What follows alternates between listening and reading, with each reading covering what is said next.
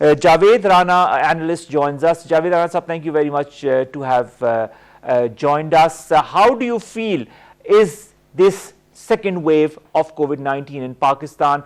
Do you feel it's going to be more devastating for a country like Pakistan, or do you feel that people will understand in due time, and with the government and the people working together, we might be able to curtail the spread of COVID-19 this second time as well? What's your take on that? Well, the second wave seems to be not as much lethal as it was the previous one. With previous wave, there was more threat, there were more unknown areas. Medical science was in a more speculative phase. Even now, the medical science is in a speculative mode, but now we have more confirmed data about the situation world over, and also particularly in Pakistan, in this part of the world. All the data and all the information that we have that clearly suggests that the virus, the coronavirus, has degraded in its intensity. It is not that lethal virus which entered into Pakistan some 6-7 months ago. A situation has changed. Now we have hardly 15-17,000 cases in a country of 220 million population. It's a nothing. So I think in that in broader picture, do you feel that this number can change in the coming days, in your point of view, or do you feel it could remain stagnant? As long as the Pakistan media keep on reporting, I would say misreporting the way they are doing it, this number would not change. We know this is the total number are 17,000. The media is still reporting with the flag, red flag, that the statistics are more than 300,000 and 3,500. These are the lies they are peddling. They should report the facts. Those patients who have recovered, why they are counting them? That's a history. It doesn't happen anywhere, and unfortunately, our English media is reporting. But Javed Rana sir, you go in the market, you go to different public places, and you see that people are not following the standard operating procedures. I mean, that is a certain norm that we see everywhere now, despite Section 144 that has been imposed in cities like Islamabad and other restrictions in other areas. We still see people who are not following the SOPs. Don't you feel that's a red flag as well, as far as the spread of COVID-19 is concerned? Well, when the virus has already degraded, and then it is more looks like a viral. At a time when the medical science in a kind of a speculative phase, I would say I think we should not spread this fear beyond a certain point. But we should follow the SOPs, shouldn't we? We should. These SOPs, standard operating procedures. You know, the 60% population is in the countryside area, in the villages. They simply have absolutely no idea about this coronavirus. They are not following it, and they are hale and healthy. Now, when it comes to the urban centers, let it be voluntarily. We should not impose it.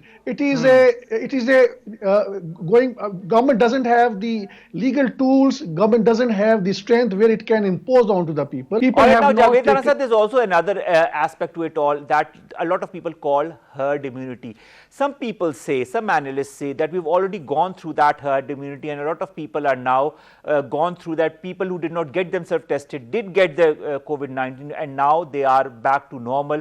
And because of this herd immunity, a lot of people are safe now. What's your take on that? This is the most important question. People are not asking it. And let me give you information on this. In May this year, I had an interview with the very top health officials in Pakistan, and off the record, he told me that in May, the herd immunity probably had spread up to 30% population. Now we are almost in November.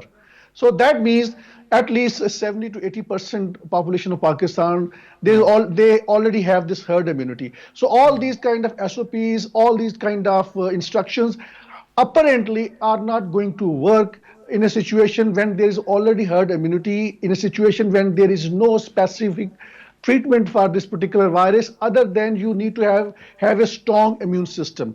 What we need to do, the precaution that the people must undertake, they should avoid the junk food. That's extremely important.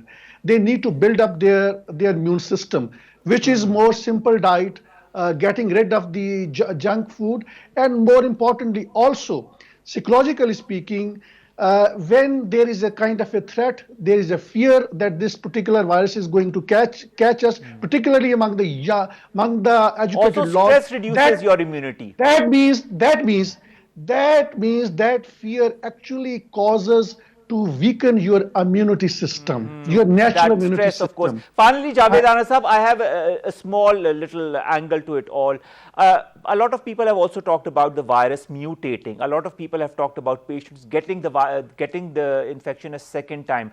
Do you feel that could happen in a country like Pakistan, that the virus could mutate and maybe become more virulent in time? I think that is precisely because of the fact that the PCR system, testing system is flawed. It picks up the dormant virus.